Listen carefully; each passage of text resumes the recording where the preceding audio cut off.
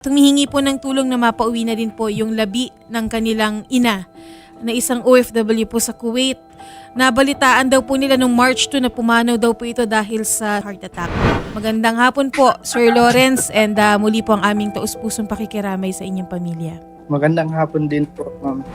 Nakausap na po ba kayo ng agency patungkol po dun sa nangyari po sa inyong ina? Opo, sir. Nakausap naman na po namin sila, pati din po ang DMW tapos ang OWA po. I understand po, no, ang gusto po ninyo ngayon is sana yung mabilis po na pag-uwi ng bangkay po ng inyong ina. Ano daw po yung hinihingi sa inyo or meron na bang binigay na timeline?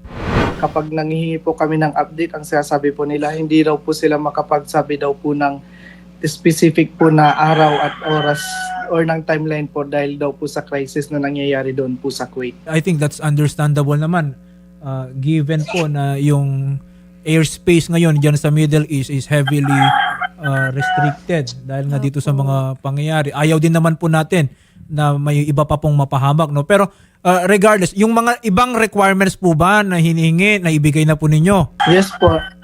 Nagpunta naman na po kami sa opisina po ng DMW tapos ng OWA po dito sa Dagupan. Naibigay naman na po namin yung mga hiningi po nilang requirements. Yung petsa na lang talaga po, no? Yung hindi po maibigay. Yes po. Asek, magandang hapon po muli. Hello po ulit, attorney. Yes, Asek. Ito naman yung kay Ma'am Dorothy Villoria, our OFW po from Kuwait. Ano po kayang update na meron po tayo? Opo. Thank you, attorney. Kay Sir Lawrence po, no, opo. Kino-confirm ko nga po nung last time po na bringing up niyo po ito sa akin. Agad po naming pinapunta yung aming regional office po sa kanila sa Dagupan.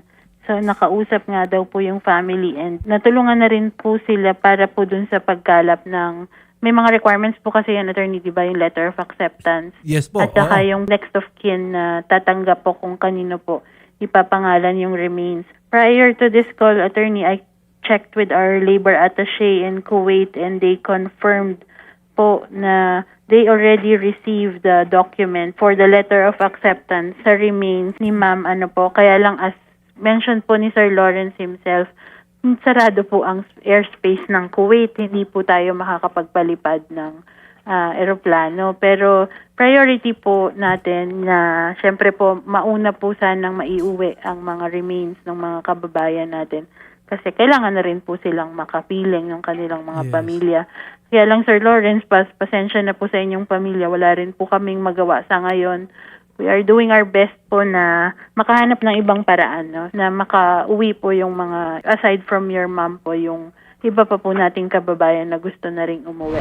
Humingi po kami ng kaunti pang pasensya at pangunawa po kasi hindi po talaga safe na ibiyahe Yes. po ngayon. Hopefully by in the coming days po magkaroon na po ng flights from Kuwait at ipaprioritize naman po natin ang kanyang repatriation.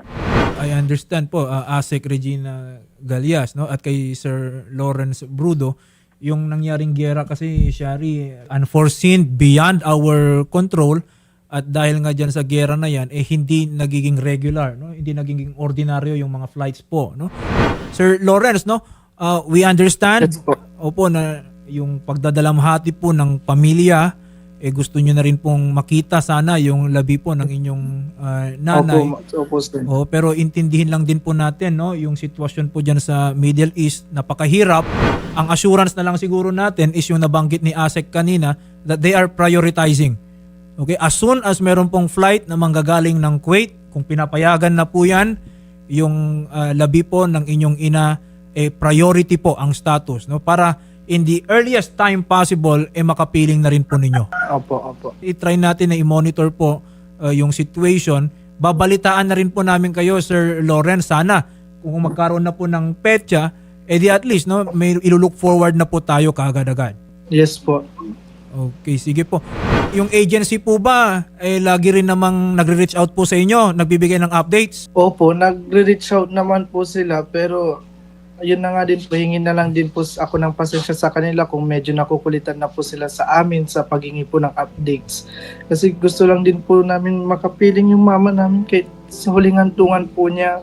Hihindan po ako ng pasensya kung sakaling nakukulitan na po talaga sila sa amin. Hindi nyo po kailangan manghingi ng pasensya, no? Yung sitwasyon po ninyo, napakahirap, dapat habaan pa nila lalo yung pasensya, no? Dahil nga syempre yung pamilya siya rin, no, nagdadalamhati. Perfectly understandable po, no, yung predicament po ng pamilya. So Sir Lawrence, ganun na lang po, no? We'll keep you updated.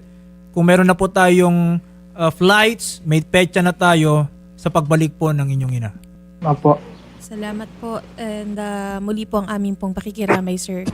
And ASEC Regina Galias, maraming salamat po, ASEC, and magandang hapon po and mabuhay po kayo, ASEC. Apo, kayo rin po. Mag-ingat po tayong lahat. Salamat po sa inyo. Salamat po.